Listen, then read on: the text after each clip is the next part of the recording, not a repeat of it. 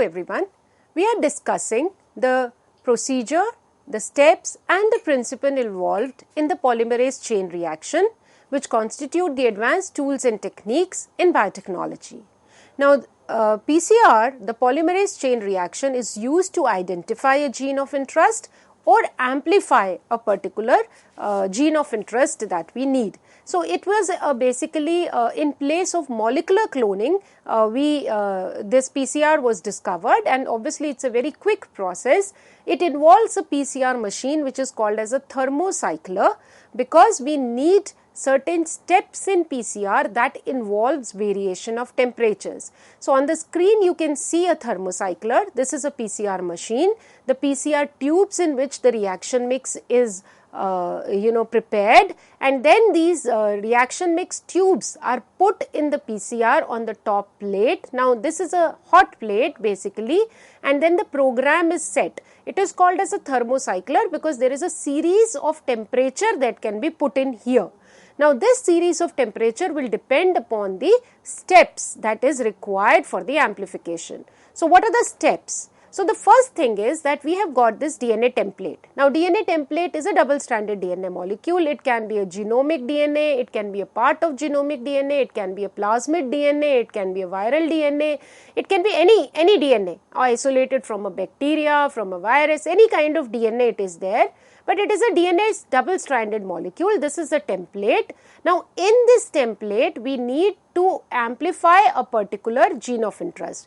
Entire template we want to amplify, or a region that we want to amplify, that depends upon our purpose. So, the first thing is that we separate these two strands of DNA. Now, recall the simple basic mechanism. I always keep repeating that biotechnology is the technology made out of biology. So, the simple biology is DNA synthesis. The simple biology is DNA replication. What happens in DNA replication? We have got a double-stranded molecule. Now, this double-stranded molecule, the two strands separate, and then the RNA primer binds to the origin of replication, and the synthesis starts. So, the polymerase binds, it keeps on adding the DNTPs. That is the simple DNA replication mechanism. So, it is the same thing that we are going to simulate in a tube, because it also involves DNA synthesis. So, what are we doing? We have a double-stranded DNA molecule. We need to melt this DNA molecule so that the two strands separate. Now, this melting is done at higher temperatures, which is somewhere around like 90 degrees Celsius. 95 degrees Celsius is what we use to separate the two strands of DNA.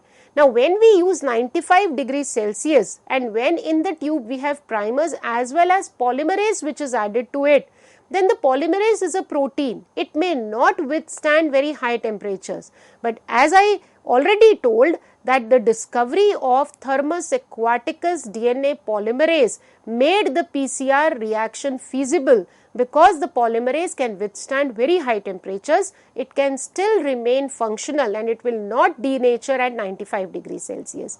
So, the first step is denaturation, where the two strands separate, and even if the primers you have used at double-stranded stretches, they also separate. If you have used single-stranded, that's fine. But if you have used simple oligonucleotides, which are again small DNA double-stranded, they will also melt. So, that at 95 degrees Celsius, everything will become a single-stranded molecule. And as you can see, because of the complementarity of the primer to the template, I told you there is a primer A and primer B, which is a forward primer and a reverse primer. So, forward primer, the primers are basically because they are complementary, and you remember that they are anti-parallel strands. So, there is a 5' to 3' one direction, and the other one will run in the opposite direction, 5' to 3'. So, one primer is going to bind complementary to one part starting, and the other is going to be in the reverse direction on the other end, whatever the size of the fragment that you have limited or defined because of the designing of the primer. So, you have this denaturation. The next step is the annealing, where the two basically primers are going to anneal. So, as I said, it is a thermocycler because you have a variation of temperatures. Now, the primer is going to bind to the complementary region depending upon its melting temperature. So if it is melting temperature is 55 degrees Celsius, so if you cool down now it to 55 degrees Celsius, then only the primer is going to bind to the target, to the template DNA. Therefore, you require the variation in temperatures. So you raise the temperature to 95 degrees Celsius, cause the template DNA to denature, then reduce the temperature to the annealing temperature of the primers, which can vary because of the design of the primers and what primers you are using, 52 degrees Celsius, 55 degrees Celsius, 56, 57, whatever. You lower down it to that temperature and then the primers are going to anneal, that is called as annealing. They are going to anneal to the complementary region on the template DNA. Now, sometimes we are not even sure of the specific melting temperature at which the primer is going to bind, because we gave a range. So in that range, there can be strong binding at a particular temperature. So sometimes what we do is we put PCR reaction and use a gradient in which we use a series of melting temperature, and analyzing the product, we ascertain that which melting temperature worked the best. Because if you are getting no amplification, that does not mean you have to standardize it. So you have to standardize one of the parameter that you need to standardize is the annealing of the primers, because most likely the primer is not only annealing.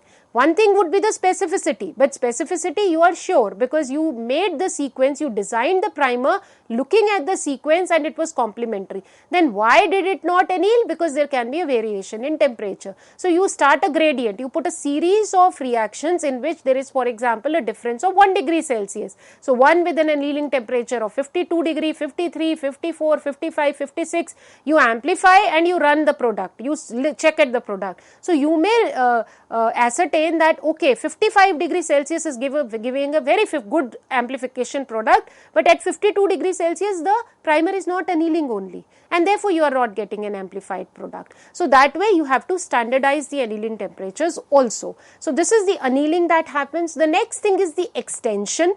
Now polymerase works at around 72 degrees Celsius. So after 55 degrees Celsius, you again raise the temperature to 72 degrees Celsius where the extension is going to occur, and the complementary region of your gene of interest, the complementary strand of your gene of interest is going to be synthesized. So now you will have two double-stranded molecules which are there. In the next cycle, so we create, it's a cycler. Why? Because again now you would require the denaturation to occur, because when now you will denature, all the two double-stranded DNA molecules are going to melt, and therefore you will have 4 single-stranded molecules. So 4 single-stranded molecules, again lower down the temperature to annealing temperature of the primer, higher the temperature to extension, and then go on to the next cycle. So a series of cycles occur before you can have the amplified product that you can visualize in the gel. So you require a certain, again you standardize, but generally 30 to 35 cycles are enough for the product to be amplified to an extent that you can visualize it on the gel electrophoresis. So denaturation, annealing, extension, denaturation, annealing, extension, it keeps on repeating, and after 35 cycles you give a little longer extension and then it holds. It holds the sample at 4 degrees Celsius. This 30 to 35 cycles occur if you are amplifying a region of say 1000 base pairs. It takes around 1 hour 30 minutes to amplify that 1000 base pairs, and then you can use the product and visualize it on the agarose gel electrophoresis. So the extension occurs. Again you get strands, you denature, again so exponentially they are increasing. 1 double-stranded is becoming 2 double-stranded, then 4 double-stranded, 8 double, and so on and so forth. The product is amplified and the number of copies are increasing. This is how a gel would look like, an agarose gel would look like when you run the PCR amplified product. So in the genomic DNA you can see 4 reactions have been run here. Obviously the PCR primers are of a little different size, but you are getting a very good fluorescent band. You can check out the session on visualization of DNA, agarose gel electrophoresis. So in that PCR product, after 35 cycles, you put bromophenol blue, you load it on the gel, and then you stain it with ethidium bromide and visualize it under UV light.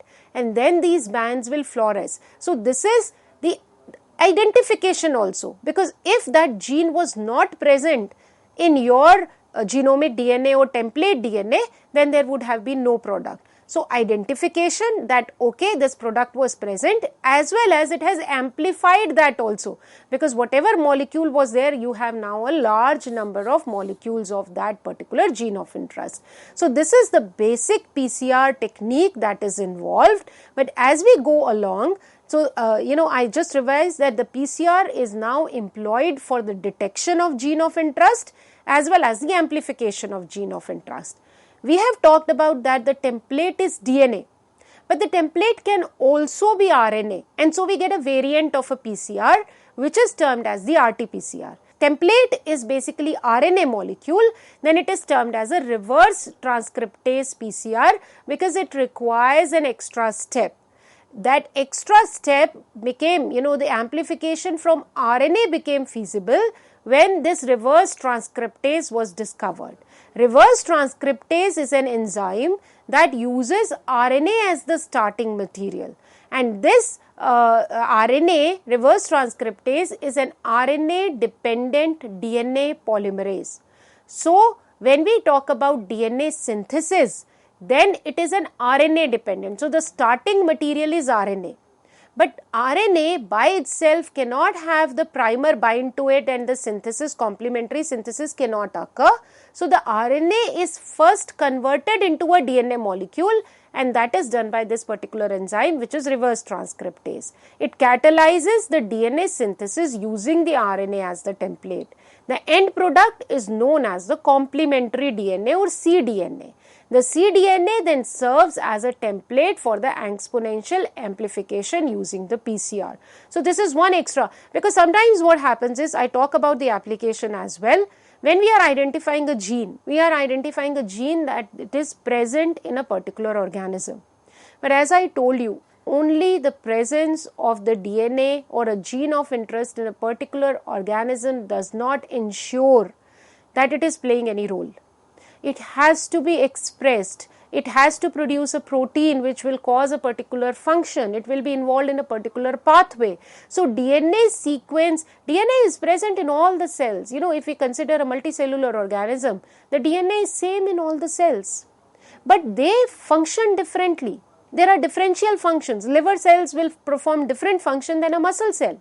Now, what makes a liver cell and a muscle cell a muscle cell? The repertoire of proteins that are present. So, the proteins basically is basically involved for the majorly defines the function of that particular cell. So, these proteins are the expressed products of the genes which are there. So, all the genes are present, but only those genes will be, this is called as differential expression, only those genes will be expressed, the proteins which are required in that particular cell, and that is why there is a division of labor. So, sometimes we need to identify whether the RNA is present, whether a particular gene is expressed or not, and if expressed, then at what different quantities it is expressed, even in a diseased or a non-diseased state, or at different time points. There can be a variation in the expression of a particular gene, and that variation, if we want to study, then we use the RT-PCR, because the source of DNA, the template, is the RNA.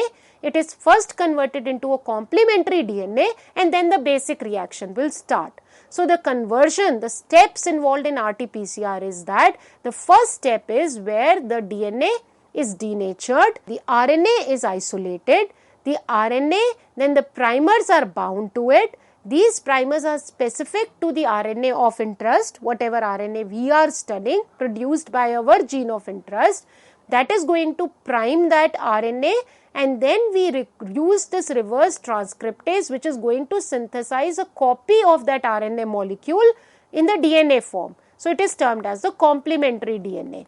Now, there are a number of primers that can be used. We can design a sequence specific primer which is there.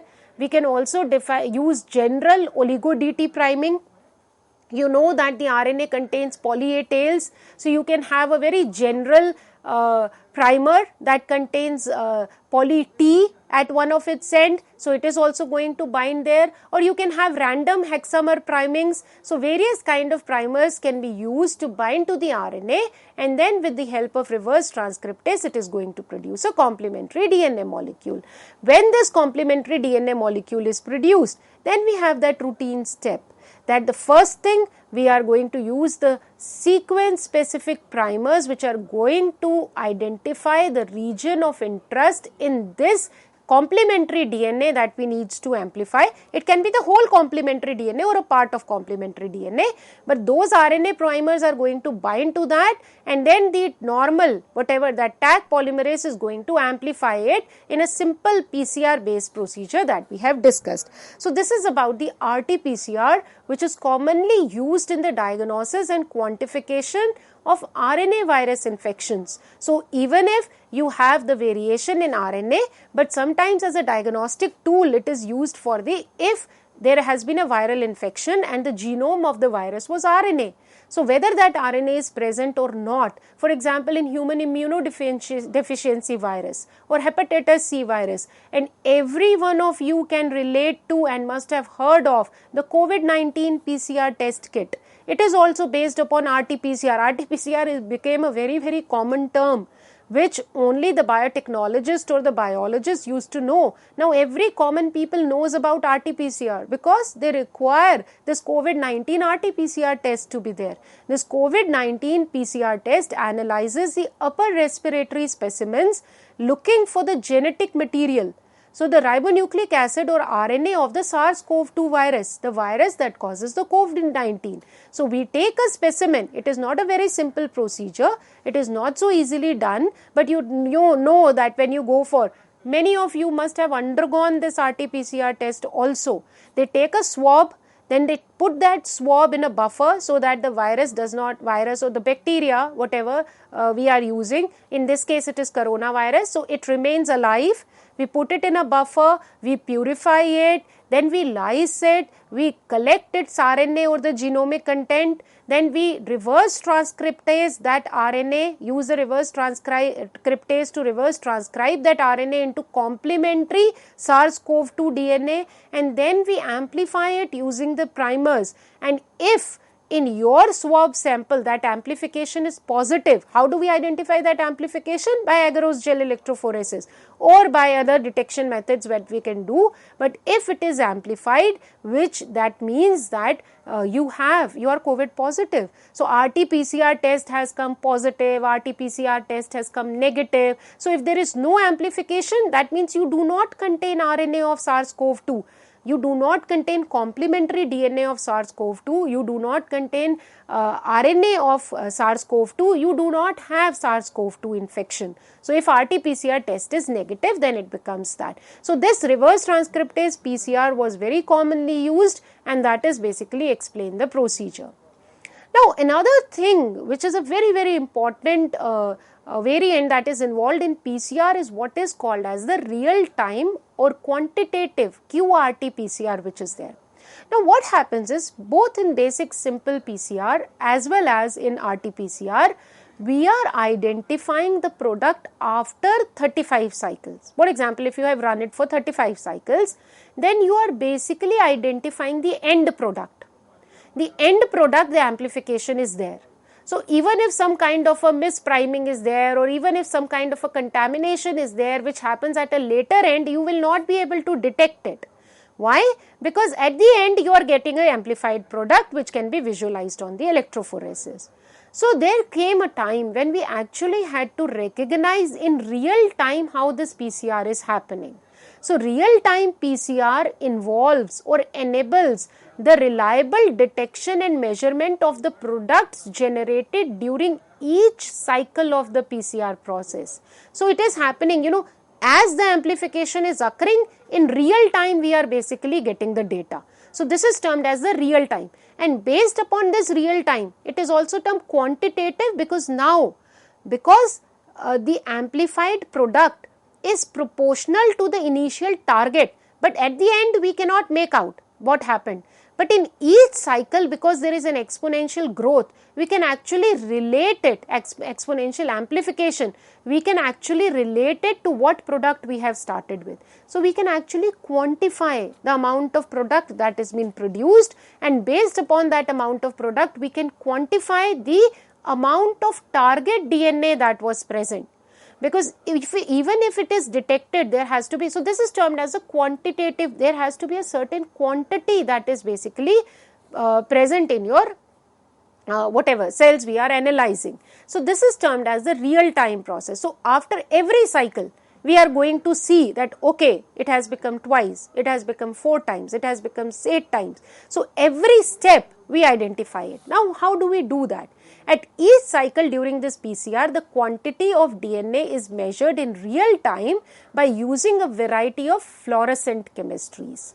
Now, most common approaches to generate a fluorescent signal is the use of hydrolysis probes such as the Tachman probes, or a double-stranded DNA binding dye such as the CyberGreen dye. So these are the 2 common approaches that we will discuss, that how at the end of every cycle the product is basically quantified, or how it is detected. So this is detected because of the presence of this fluorescence. So you can say that real-time RT-PCR or real-time PCR is basically the PCR clubbed together with spectrophlorometry, because whatever product is generated at each cycle, we are going to analyze it we are going to detect it spectrophlorometrically. So it is basically the combination of these 2 techniques.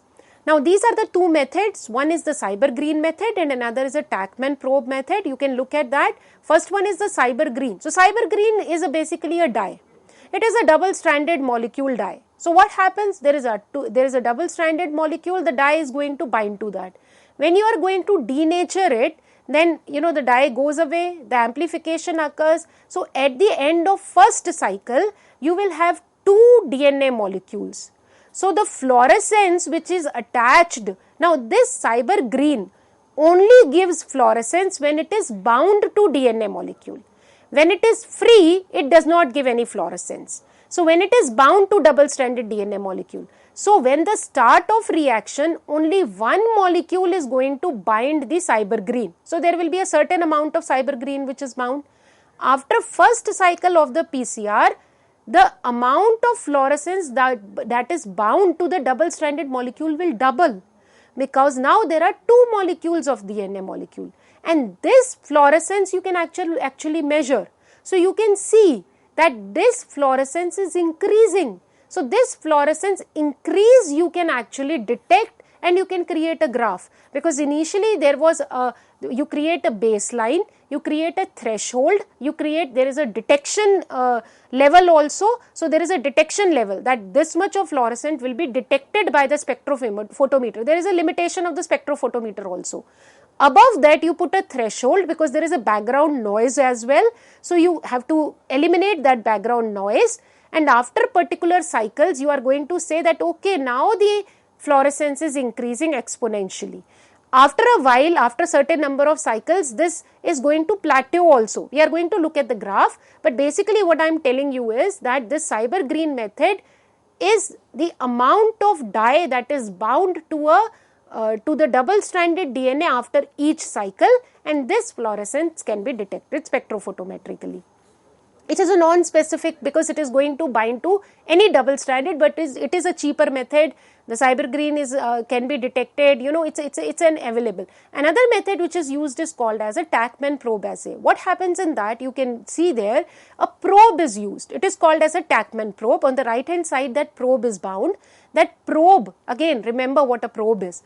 Probe is basically that is identifying a particular gene sequence and giving you a signal. Now, identifying that particular gene sequence is basically because that probe is again specific to that gene of interest. So it will go and bind to the gene of interest at a particular place. Now it contains 2 molecules. One is a reporter molecule or a whatever signal molecule, and another is called as a quencher. So that quencher basically means it quenches the energy of the reporter molecule. So there is no signal on the outside, because it does not let the signal to be detected, but it quenches that energy. So on this Tachman probe, the reporter, the signal as well as the quencher is bound, and therefore it is not producing any kind of a signal. It does not produce. So fluorophore and the quencher is bound, it does not produce any signal. You use a primer, that primer starts amplifying the particular gene of interest. Now when it starts amplifying, then based upon its 5' exonuclease activity, it is going to remove, when it reaches the probe, it is going to remove the first nucleotide of the probe, and it is going to degrade the probe which is present, because it is going to remove it. It has got that exonuclease activity. Now when this reporter is removed from the bound to the probe, then it gives a signal. Now because it is away from the quencher is no more able to absorb the energy of the fluorophore, and now the fluorophore is going to give rise to the signal. So this happens at every cycle. The probe as well as the primer is going to bind to the double-stranded DNA. Primer is going to synthesize the complementary DNA, and it is going to remove the fluorophore. This fluorophore is going to give the signal. So whatever the template, whenever an amount of template is synthesized, the fluorescence is going to be detected. So at every signal, the fluorescence can be detected. Now an edge on this Tachman probe assay is that it is very, very specific. Cyber-green there can be a lot of non-specific binding there, but in here, because the probe is also specific to the gene of interest, the release of the fluorescence or the detection would be very, very specific. But obviously it requires some extra steps, and it is expensive. It requires Tachman probe to be synthesized, etc. So it is a little expensive method, and routinely the cyber-green method can be used. So these are the two methods of the real-time PCR that we have been talking about. So target, but how does the target quantification occurs? Now quantitative PCR platforms collect the fluorescent data from every amplification cycle, and the increase in fluorescence is plotted against the cycle number, resulting in the, so what kind of data is obtained here? So you do not run the gel actually here, because the fluorescence that is given at every cycle, it is plotted against the cycle number. So you can see here, you have used different concentrations of template, because you are creating a standard curve here, but at different concentrations of curve, you can see the graph on the left hand side as well as on the right. On the left hand side, you can see that the y-axis is basically log of the fluorescence that has been emitted, and on the x-axis, you have got cycle numbers. So as the cycle number is increasing, you also get a threshold which is there. The detection limit, then there is a threshold, and after that threshold, the fluorescence is increasing exponentially, and then it reaches a plateau also. So 4 parts of the curve can be identified. The first, as you can see, there is a background noise which is there. Then from that background comes the exponential phase, where there is a, if you convert it into a log value, there is a linear exponential expansion, linear increase that is occurring. Because there is, on the log scale it is linear, but that is basically the exponential increase fashion. After a while, the plateau occurs. Now, the plateau occurs because the RNA polymerase might have now, degraded, or it is not able to amplify it anymore. So, there is a limit after which it will occur. So, but initially there is going to be a background, that is, and we have to set a threshold. So, that threshold, which is referred to as CT or CQ, is the point at which the signal can be detected over and above the background. So there is always a background noise signal which is present. This background signal can be based upon different things. This background signal, when amplification occurs, it reaches above that, and then there is an exponential increase, and after that comes in the plateau. So we will discuss in detail about the analyzing and quantification of the PCR, real-time quantitative PCR data. We continue with it in our next session, and that's all for today. Thank you.